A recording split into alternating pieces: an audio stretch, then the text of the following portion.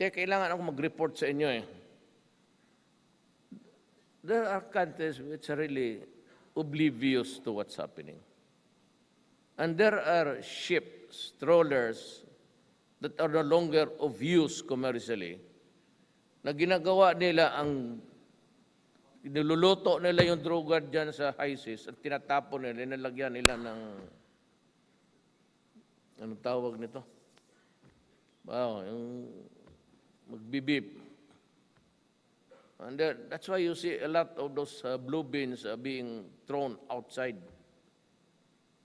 Then it kukunin ng GPS kasi nagsisignal, kukuha nila.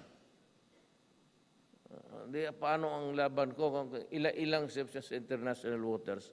I cannot police them because they are in the international waters.